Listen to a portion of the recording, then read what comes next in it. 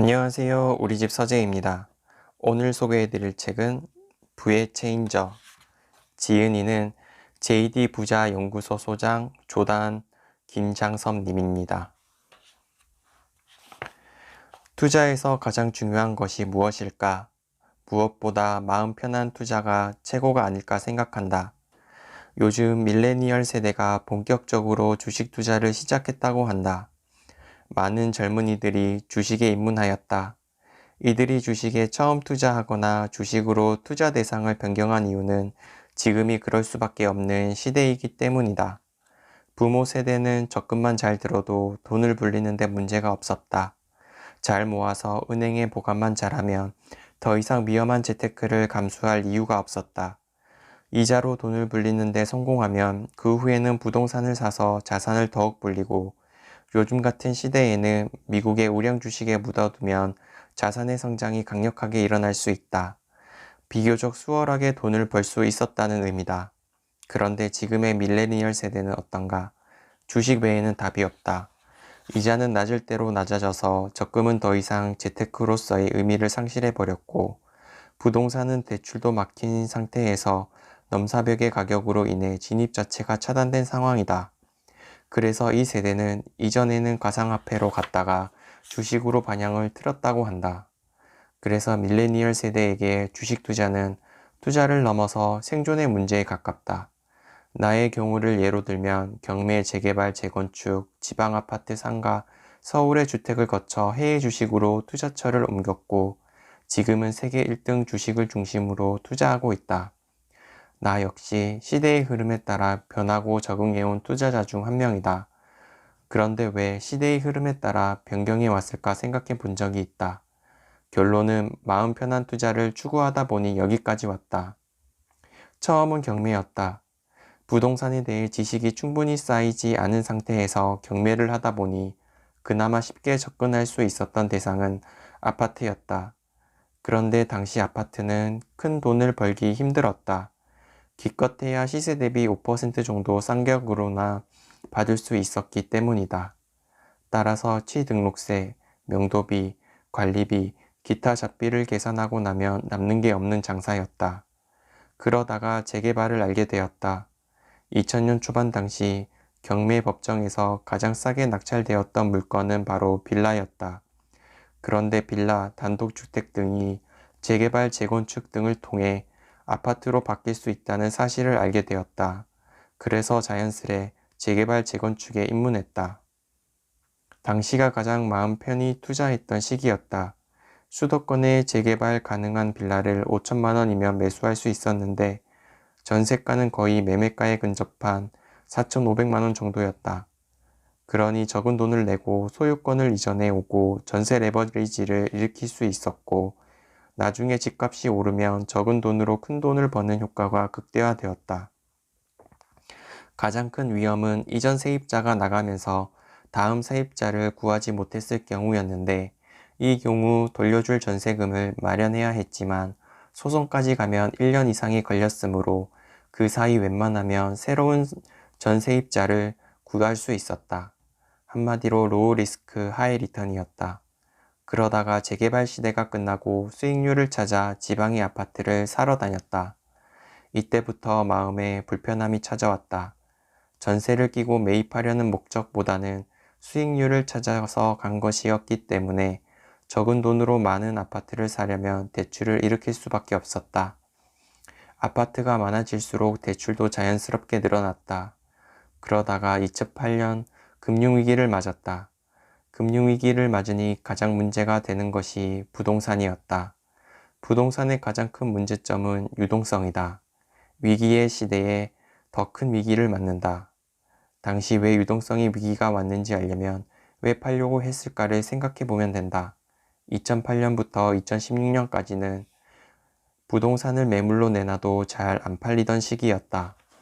팔고 싶어도 팔 수가 없는데 게다가 전셋값이 떨어지니 집값도 같이 추락한다. 전셋값이 떨어지면 집주인들은 집을 팔기 위해 내놓는다. 그러면 여기저기서 매물이 많아져 집값이 하락한다. 집값이 하락하니 KB 시세가 떨어지고 KB 시세가 떨어지니 자연스레 대출 비율이 떨어진다. 그러니 대출을 갚아야 하는 상황이 온다. 결국 만기 연장을 하려면 억대의 돈을 현금으로 밀어 넣어야 하는 것이다. 상가는 더 문제였다. 대출이 많이 나와서 수익은 좋았으나 경매는 5년이 지나며 경매 대출에서 일반 대출로 바뀌면서 일시에 수억 원을 한꺼번에 갚아야 하는 부담이 생긴다. 원금 상환 리스크가 터지는 것이다. 그런데 경기마저 나쁘다면 부동산이 경매로 넘어가면서 신용이 나빠지면 나머지 부동산도 전부 경매로 넘어가는 도미노 현상이 벌어진다. 부동산 투자를 하려면 대출을 쓸 수밖에 없는데 이것이 마음 편하지 않는 투자의 근본 원인이 되었다. 특히 원금 상환 통보를 받은 날은 밤잠을 제대로 잘 수 없었다. 주식에서 주식담보대출을 쓰는 것이 문제라고 하지만 그것은 주식 가격이 떨어질 때 마진콜이 들어오면 보유하고 있던 주식을 시장가로 날리면 끝이다. 더 이상의 리스크는 없다. 즉 손실만 돌만 날리면 된다는 것이다. 그런데 부동산은 신용 문제는 주식담보대출이 아니라 옵션 투자와 성격이 같다. 원금의 수배에서 수십 배 레버리지를 일으켜서 투자를 하기 때문이다. 그러니 투자 주체가 떨어지기라도 한다면 원금만 날리는 것이 아니라 큰 돈을 빚지면서 망하는 것이다. 이후 서울의 부동산을 매입했을 때는 그나마 마음이 편했다. 매매가가 오르고 전세가가 오르니 싸게 샀을 때는 큰 문제가 없었다. 그러나 서울의 부동산이라고 문제없는 것은 아니다. 지인 중에 2008년 금융위기 직전에 강남의 M아파트를 11억 매매가에 대출 10억 원을 끼고 산 친구가 있었다. 이자 비용은 약 7%로 한 달에 600만 원 정도가 대출 이자였다. 게다가 생활비 400만 원을 쓰면 한 달에 1000만 원이 주머니에서 빠져나가는 셈이다. 그런데 2008년 금융위기를 맞으면서 집값이 30%가 떨어졌고 억대의 원금 상환을 해야 했다. 이후 3년 이상을 끌다가 결국 낮은 가격에 팔 수밖에 없는 궁지에 몰렸다. 계산해보니 4억 정도 손해였다고 한다. 제 아무리 강남 아파트도 비싸게 사고 자기의 능력치를 넘어서면 위험한 투자가 된다. 이런 일을 겪다 보니 부동산 투자를 하면서 하루도 마음 편할 날이 없었다. 편함을 찾아 투자처를 옮겼음에도 불구하고 말이다. 그러다가 2016년부터 주 종목을 부동산에서 주식으로 바꾸었다. 바꾼 이유는 2008년 금융위기를 분석하는 과정에서 왜 부동산이 떨어졌는지 알게 되었기 때문이다. 세계적인 흐름을 모르면 까막눈으로 부동산을 하는 것이라는 사실을 깨달았다. 우리나라 부동산이 떨어지는 시기는 1997년 IMF와 2008년 금융위기 때였다. 우리나라 부동산이 떨어졌는데 근본 원인은 국내가 아닌 해외 요인이기 때문이었다. 그러니 해외 흐름도 모르면서 부동산 투자를 하는 것은 장님이 절벽 근처에서 전속력 질주를 하는 것이나 다름없다. 주식을 하면서 레버리지를 쓰지 않았으므로 우선 마음이 한결 편했다. 그러나 오르기만 하던 주식, 특히 해외 주식이 2018년 1월과 10월에 폭락을 하면서 주식도 언제든 떨어질 수 있다는 생각에 마음 졸였다. 게다가 10월 폭락은 부동산 투자를 할 때보다 더 큰 두려움에 사로잡히게 했다. 단 며칠 만에 수억 원이 날아가는 상황에 직면했기 때문이다. 내가 들고 있던 주식의 주가는 20%가 빠졌는데 내 돈은 30% 이상 빠졌다. 떨어지면 더 떨어질 것 같아서 무서워서 팔고 오르면 본전을 회복해야겠다는 욕심에 비싸게 사면서 계좌가 녹아내렸다. 부화내동했던 것이다. 이러니 주식 투자도 마음에 평온을 가져다 주지는 못했다. 그러다가 공황의 원인 분석에 들어갔고 30년 이상의 나스닥 자료를 살펴보니 마이너스 3%라는 숫자, 공황이 언제 오는지 그리고 공황이 언제 끝나는지 그 과정에서 어떻게 투자해야 하는지를 알려주는 나스닥 일간지수다. 자세한 내용은 나의 이전 책 내일의 부에서 다루었다. 이번 책에서는 업그레이드된 마이너스 3% 법칙과 새롭게 추가된 리밸런싱과 맞돌박기 법칙을 만날 수 있다. 를 발견할 수 있었다. 그리고 전략 매도 후에 공황이 끝나고 들어가서 몇 달 만에 원금을 회복했다. 내가 투자하면서 가장 힘들었을 때가 부동산 원금 상황이 들어왔을 때와 2018년 10월 하염없이 급락하는 주식창을 보면서 잠이 안 올 때였다. 마이너스 3%의 발견은 단지 수익을 더 늘리려는 목적이 아니었다. 높은 수익보다는 마음의 안정을 찾고 밤에 편안하게 자려는 의도였다. 마이너스 3%도 완벽하지는 않다. 왜냐하면 강제로 한 달 또는 두 달을 기다려야 하기 때문이다. 그래서 해지의 수단을 만들어 놨다. 양적 완화 전까지는 미국 국채로 그리고 양적 완화 후에는 금으로 말이다. 그러나 그것보다 마이너스 3%의 발견의 더 큰 수확은 안정적으로 큰돈을 굴리면서 투자를 할 수 있다는 점이다. 밤에 잠을 잘 잘 수 있는 편안함을 준다. 주가가 떨어지면 개미들은 이런 말을 잘 듣는다. 잘 견디면 좋은 날이 옵니다. 말이 쉽지 시퍼렇게 손실로 질려있는 계좌를 두고 버티기란 여간 어려운 일이 아니다. 일이 손에 잡히지 않는다. 그 돈이 어떤 돈인데 수십 %의 손실을 잘 견딜 수가 있겠는가. 암에 걸릴 확률만 커질 뿐이다. 많은 투자자들이 참고 또 참다가 연중 최저점에 질리고 질려서 홀랑 팔아버린다. 그리고는 손을 탁탁 털면서 내가 다시는 주식 하나 봐라 하고 시장을 떠난다. 트레이딩으로 큰 돈을 벌었던 전설적인 투자자 제시 리버모어도 권총 자살로 생을 마무리했다. 아무리 위대한 투자자도 떨어지는 주식에는 장사 없다. 1등 주식 투자법은 사고 파는 투자를 전제로 한다. 한 곳에 머물지 않는 모아가는 전략도 아니다. 주식을 모아간다는 말은 보통 매달 적립식으로 주식수를 늘려가는 방식이다. 혹은 부정기적으로 돈이 생길 때마다 투자를 하는 경우다. 어떤 주식을 모아야 하는가? 1등 주식일까? 아니다. 자신의 생각한 주식이다. 예전 강의를 수강한 사람이 있었는데 자신은 아마존이 좋다고 했다. 그래서 돈이 생길 때마다 아마존을 산다고 한다. 아마존의 미래 가치를 믿는다면 월급 통장에 생활비를 빼고 나머지 돈으로 아마존만 산다는 것이다.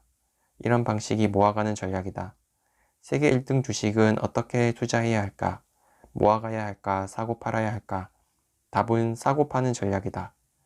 1등 주식을 사고 파는 이유는 1등 주식이 지속적으로 바뀌기 때문이다. 하나의 주식을 모아가는 투자자는 세계 1등 주식이 바뀌어도 갈아탈 이유가 없다. 1등이건 1등에서 2등이 되었건 혹은 10등까지 밀려나도 모아가기만 하면 되니까 말이다. 따라서 모아가는 투자를 하고 싶다면 개별 주식보다는 S&P 500과 같은 지식 추종 ETF인 VOO 같은 상품을 돈이 생길 때마다 모으는 게 좋다. 모아가는 전략은 지수 관련 종목에 구사하는 것이다. 세계 1등 주식 투자법은 모아가는 전략이 아닌 사고 파는 전략이다. 다만 세계 1등 주식을 추종하면서 모아가는 것도 맞는 말이다. 계속해서 모아가되 세계 1등 주식이 바뀌면 바뀐 주식으로 갈아타면서 계속 모아가면 된다. 그러나 기본 전제는 사고 파는 전략이다. 주식에서 가격이란 어떤 의미일까? 나는 주식의 가격이 평단가에게 크게 의미를 두지 않는다. 어느 가격에 사서 올라가면 된다. 내가 애플을 150달러에 사서 160달러에 팔고 다시 200달러에 사더라도 억울해하지 않는다. 평단가의 의미를 두면 주식을 사고 팔 수 없을 뿐더러 돈이 생겨도 더 살 수가 없다. 여러 가지 필요 없는 감정이 투자에 뒤섞여 버리기 때문이다. 내가 1000만원으로 애플을 350달러일 때 샀는데 다음 달에 돈이 생겨 1000만원으로 애플을 사려고 보니 400달러가 되었다. 그러면 살 수 있을까? 지난달 얼마에 샀는데 너무 비싸다고 생각하지 않을까? 당연히 이런 생각이 들기 마련이다. 따라서 평단가에 지나친 의미를 두면 투자가 복잡하고 힘들어진다. 오를 것 같고 떨어질 것 같은 여러 가지 복잡한 생각이 머리를 지배한다. 그리고 큰 돈을 투자하기 어려워진다. 이런 성향의 투자자는 수익률에 목숨을 건다. 내가 1000만원을 넣어 2000만원이 됐으니 2배 즉 100%가 나왔는데 지금 더 큰 돈을 넣으면 물타기가 되어서 수익률이 20%가 될 수 있다. 그래서 추가 매수를 망설이게 된다. 이래서는 한 종목에 큰 돈을 넣을 수 없고 이 종목이 조금 저 종목이 조금 이런 식으로 투자하거나 투자금 자체를 늘릴 수 없게 된다. 개미들의 또 다른 특징 중 하나는 자신이 샀던 가격을 잊지 않는다는 점이다. 애플을 2달러에 사서 4달러에 팔아 2배의 수익을 거두었다. 그런데 한참 지나서 보니 애플의 주가가 400달러가 되었다. 그러면 이 개미는 400달러에 살 수 있을까? 매수가 쉽지 않다. 자신이 판 가격인 4달러만 생각할 뿐이다. 그런데 애플을 그동안 지속 성장해왔고 수익이나 미래 가치가 400달러에 수렴했으니 400달러가 된 것이 아닌가. 이런 절대적인 가치가 아닌 자신이 판 4달러라는 상대적 가치에 집착하기 때문에 애플을 놓치고 만다. 나는 150달러에 샀다가 160달러에 팔고 다시 200달러가 되었어도 다시 사는데 아무 꺼리낌이 없다. 평단가를 신경 쓰지 않기 때문이다. 평단가를 신경 쓰면 절대 큰 돈을 집어넣지 못하고 오르는 주식에 더 돈을 넣지 못한다. 그저 소액으로 소심하게 휘젓기만 하는 것이다. 소액으로 주가가 10배 올라도 부자가 되지 못한다. 100만원이 10배가 올라도 1000만원이 된다고 부자가 될 수 있는가? 지속적으로 돈을 넣어서 평단가가 높아져도 부자가 되는 것이다. 손절매를 못하는 투자자도 많다. 1억을 넣어서 10%가 빠져서 9천만원이 되었는데 손절매를 두려워하는 투자자는 1000만원이 아까워서 절대 팔지 못한다. 그런데 50%가 빠졌다고 가정해보자. 손실이 5천만원이다. 수렁에 빠져버렸다. 이때 팔 수 있을까? 1000만원 빠졌을 때 못 파는데 5천만원 빠지면 팔 수 있는가? 미션 임파서블이 되고 만다. 반대의 경우도 생각해보자. 1억 원을 넣어서 10%가 올라 1억 1000만원이 되었다. 올랐으니 수익 실현을 한다고 팔아서 1000만원 이득이 되었다.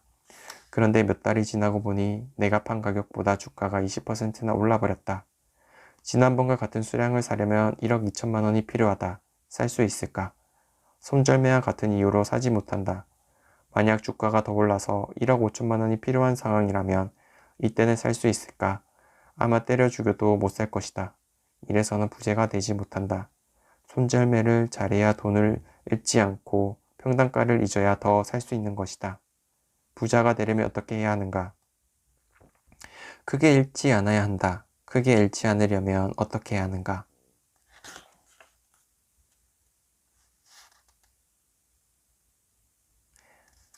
시장이 사라고 하면 사고 시장이 팔라고 하면 군말 없이 판다. 철저히 시장을 믿고 따르는 전략이다. 시장을 따르면 시장을 절대 잃지 않는다는 보장을 해준다. 그리고 수익으로 보답한다. 마이너스 3%가 뜨면 팔면 된다. 혹시 모를 공황이 올 수 있으니까 신호를 주는 것이다. 이렇게 팔면 수수료는 나가도 크게 잃지는 않는다. 공황이 끝나면 다시 사면 된다. 다시 3%가 뜨면 또 팔면 된다. 단순하다. 비가 오면 우산을 쓰고 비가 그치면 우산을 접는다. 시간은 원래 양치기 소년이다. 능수능란한 거짓말쟁이다. 나스닥 지수에 마이너스 3% 폭락이라는 태풍이 불어오고도 다음날 오를 확률이 반반이다. 페이크가 절반이란 뜻이다. 즉 마이너스 3%가 뜨고도 별일 없이 지나갈 수 있다는 의미다. 그런데 이런 양치기 소녀의 이야기라도 귀담아 들어야 한다. 언젠가는 10년에 한 번 오는 공황이 지금까지의 노력을 완전히 물거품으로 만들 수 있기 때문이다. 이번에 마이너스 3%는 공황과 관련이 없다는 그 누가 장담할 수 있겠는가? 시장에 역행하는 자신의 행동을 자랑처럼 여기는 말을 종종 듣는다. 마이너스 3%를 버텼더니 오히려 더 올랐어. 마이너스 3% 뜰 때 들어간 사람이 승자야. 이렇게 말이다. 그런데 만약 그날이 2000년 닷컴 버블의 꼭대기였다면 어땠을까? 3년 반 동안 78%가 빠지는 꼭대기였다면 말이다. 원금 회복까지는 14년이 걸려 2014년에나 주가가 제자리로 돌아왔다. 이래로 버텼을까? 지수는 그나마 양반이다. 소프트뱅크와 같은 기업은 2000년 닷컴 버블 때 99%가 빠졌고 겨우 전고점 대비 10%만 회복되었다. 2008년 금융위기 당시 시티은행 AIG의 꼭대기에서 투자한 사람은 어땠을까? 1000달러였던 주가가 4달러대까지 떨어졌고 99% 마이너스가 되었다. 10년이 지난 지금도 원금의 10%도 회복하지 못했다. 이것을 알고도 버티는 것이 정말 잘한 일일까? 시장을 역행하면 운 좋게 돼 한두 번은 돈을 번다. 그러나 크게 떨어진 단 한 번에 크게 망하고 만다. 10년 동안 매년 1억 달러씩 총 10억 달러를 벌어들인 펀드 매니저가 있었다. 그야말로 승승장구다. 그런데 2000년 닷컴 버블을 만나 회사 돈 50억 달러를 한 번에 날리고 퇴직했다. 나심 텔레브의 블랙스완에 나오는 얘기다. 시장이 팔라고 했는데 팔지 않고 버티다가는 한 번에 망할 수도 있다는 경고의 메시지다. 공든탑이 이번처럼 한 번의 태풍에 휩쓸려 버린다. 우리나라 슈퍼개미의 말로는 좋지 않다. 시장과 반대로 해서 돈을 벌었으니 시장의 무서움을 모르고 자신의 실력을 맹신과신한다. 조심성이라는 방어막이 완전히 해체되어 보인다. 10년 동안 100억을 벌었는데 세벌 에버리지를 타다가 공황을 만나 마이너스 40%가 빠지면 바로 마이너스 20억 원이 되는 것이다. 믿기지 않는가? 아래 링크로 들어가면 관련 동영상이 있으니 한번 보길 바란다. 코로나 위기를 겪으면서 미 연준은 양적 완화에 제로금리 정책을 시행하였다. 2008년 금융위기 당시 양적 완화 규모는 3조 5천억 달러였다. 그러나 2020년 코로나 위기를 겪으면서 연준이 단 몇 달 만에 쓴 양적 완화는 2조 9천억 달러다. 2008년 금융위기 때를 육박한다. 이것이 끝이 아니다. 2차 대유행을 앞두고 의회 승인을 받아 3조 달러의 돈을 더 풀려고 하고 있다. 이 돈마저 풀게 된다면 돈의 가치는 실질적으로 엄청나게 떨어질 것이다. 그러나 달러 가치 하락 징후는 보이지 않는다. 오히려 기업들은 제로금리로 인해 싸진 이자 때문이라도 회사채를 더 찍어서 현금을 확보하려고 하고 있다. 달러 인덱스가 떨어지기는 했지만 찍어낸 돈에 비해 떨어진 것도 아니다. 코로나 위기가 더 심하다면 오히려 달러의 가치가 올라갈 것으로 보인다. 이렇게 돈을 풀었는데도 달러의 가치가 유지되는 이유는 시중에 돈이 돌지 않는 동맥경화 때문이다. 미국이 막대한 양의 돈을 풀자 이에 맞춰 세계 각국 정부도 돈을 풀어 경기를 살리려 하고 있다.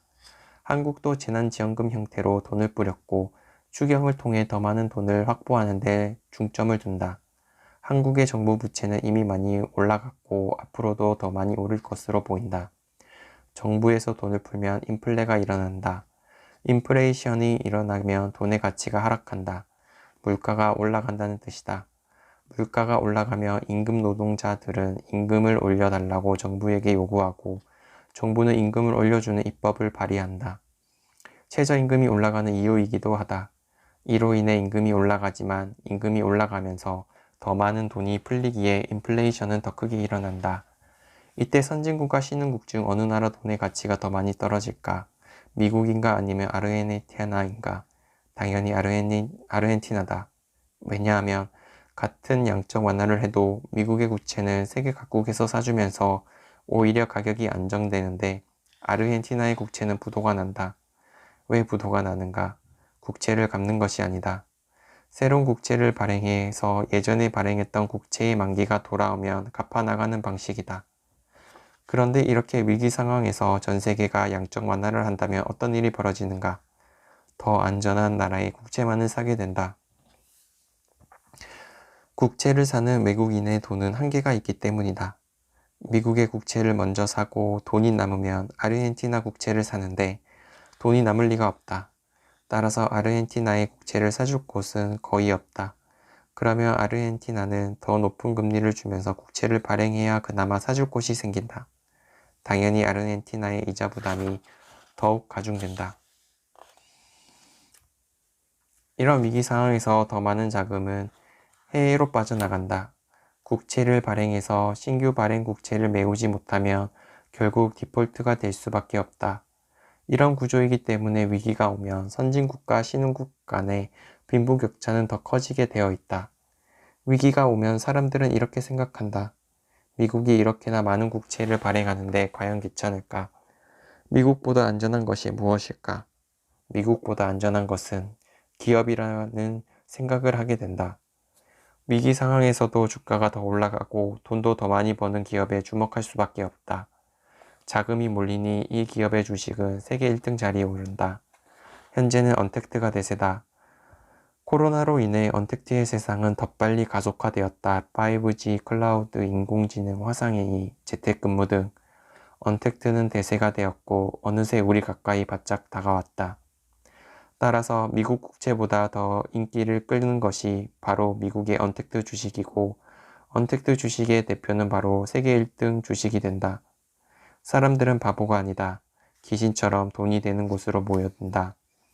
이 현상이 바로 가격으로 나타난다. 가격은 사람들의 욕망을 가장 정확하게 적나라하게 드러내는 신호라고 보면 된다. 사람들이 몰리면 가격이 오르고 사람들이 떠나면 가격이 내린다. 정확한 이치다. 우리나라 부동산을 보자. 정부가 수도권의 웬만한 지역은 조정지역으로 묶는 대책을 발표하자 조정지역에서 빠진 지역의 아파트 가격이 단숨에 올랐다. 향후에도 이런 곳의 아파트는 가격이 더욱 올라갈 것이다. 아파트를 짓는 건설회사는 더 많은 아파트를 지으면서 사람들의 기대에 부응하게 될 것이다. 한마디로 아파트가 부족하면 아파트 가격이 올라가고 아파트 가격이 올라가면 그곳에 아파트가 부족하니 더 많은 아파트를 지으라는 신호로 보면 된다는 것이다. 우리나라에서 가격이 제일 높은 것은 어딘가? 지역으로만 본다면 아파트 평균가가 가장 높은 것은 강남이다. 그러니 사람들이 강남을 욕망하는 것이다. 물 좋고 공기 좋아서가 아니라 가격이 높기 때문에 들어가려고 안간힘을 쓰는 것이다. 앞으로의 기업 경쟁력을 빼앗아 오는 데 있다. 누구의 것을 빼앗아 오는가? 적응하지 못하는 기업의 것이다. 미국의 기업은 기존의 산업을 빼앗아 온다. 그러면서 거대한 공룡 기업이 되었다. 팡은 페이스북, 아마존, 애플, 넷플릭스, 구글을 의미한다. 아마존은 오프라인 쇼핑을 가져왔고 오프라인 서점을 가져왔으며 앞으로는 오프라인 헬스케어를 가져오면서 더 큰 미래의 기업이 되려고 있다.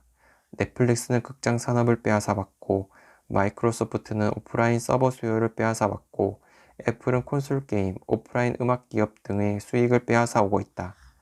앞으로의 가치 투자는 무엇인가?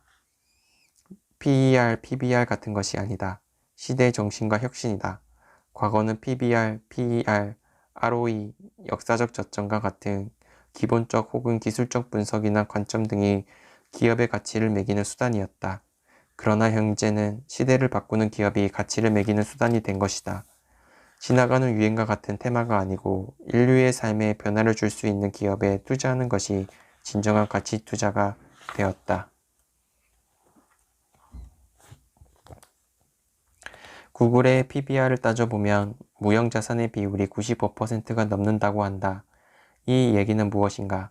앞으로는 지적재산권과 같은 무형자산이 토지, 공장, 기계 등과 같은 유형자산보다 훨씬 가치가 있다는 의미다. PBR을 고집해서는 진짜가 나타나도 알아볼 수 없다. 공룡 기업은 앞으로도 자신의 몸집을 더욱 크게 불려갈 것이다. 세계 1등 기업이 다 먹는 세상이 온다. 애플, 마이크로소프트, 아마존, 구글 등과 같은 기업이 세상을 석권하게 된다는 말이다. 기업 간에도 빈익빈 부익부가 더욱 심해질 것이다. 이러한 시대 정신과 혁신을 알고 투자하는 자는 돈을 더 벌게 될 것이다. 이런 기업과 함께 성장하는 투자자가 될 수 있다. 4차 산업혁명 70년 후의 미래는 계급사회가 도래한다는 논문이 발표되었다.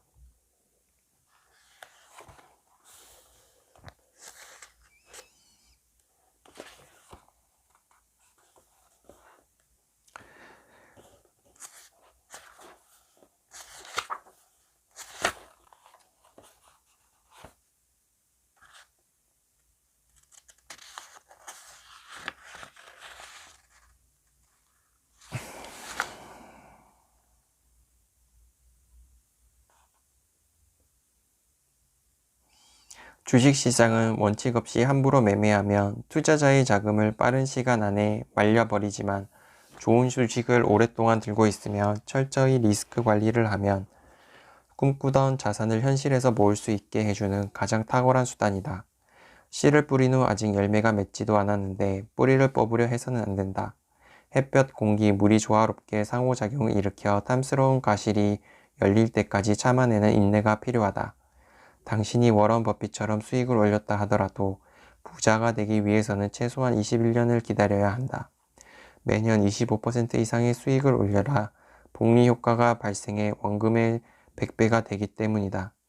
그러니 최소 21년 이상 해야 하는데 당장 100배를 만들 것처럼 달려들어갔다가는 1년 만에 계좌가 반토막 혹은 그 이상의 손실을 내고 나가 떨어진다.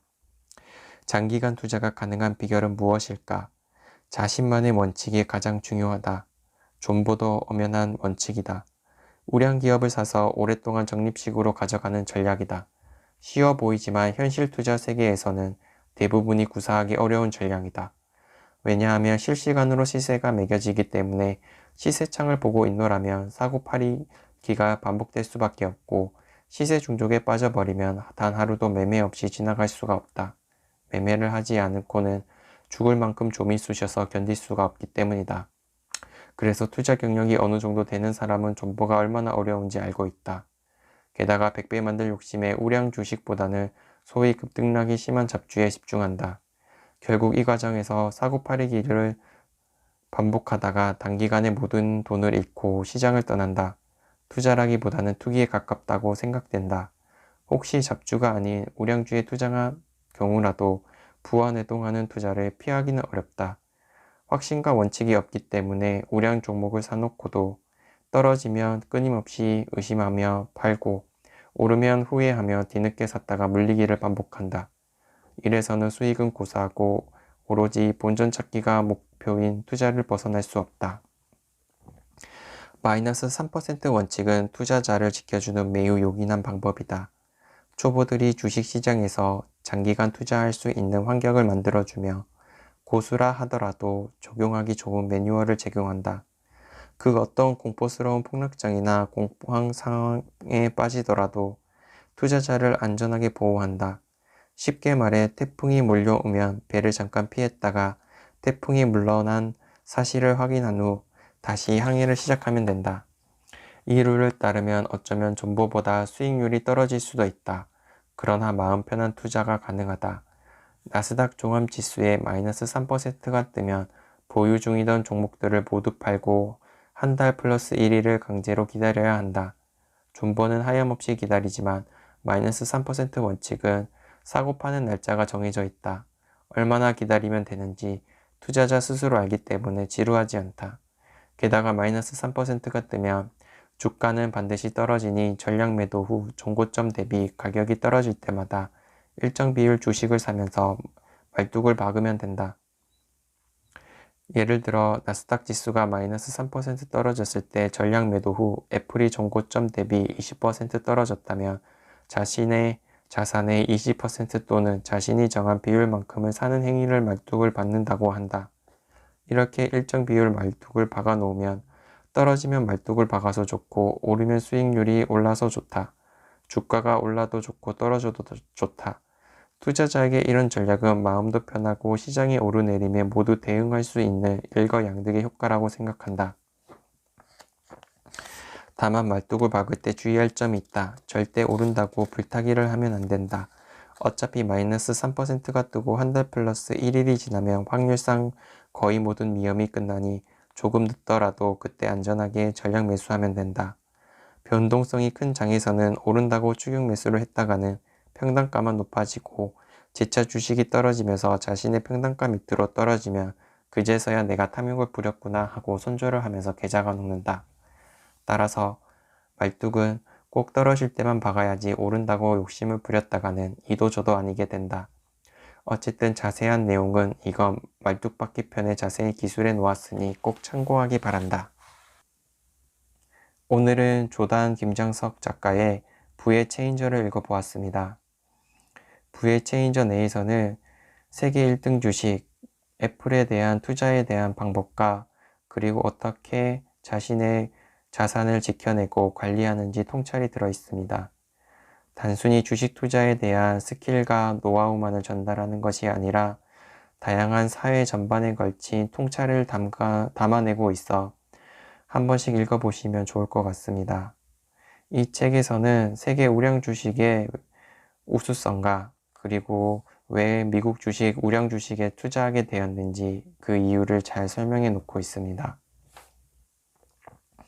미국 주식에 관심 있으신 분이라든지 아니면 재테크에 관심 있으신 분들은 부의 체인저 1권을 관심 있게 보시고 저자가 소개하고 있는 마이너스 3%를 그리고 말뚝박기 법칙에 대해서 자세하게 알고 싶은 분들은 부의 체인저 제2부를 확인해 보시면 좋을 것 같습니다. 감사합니다.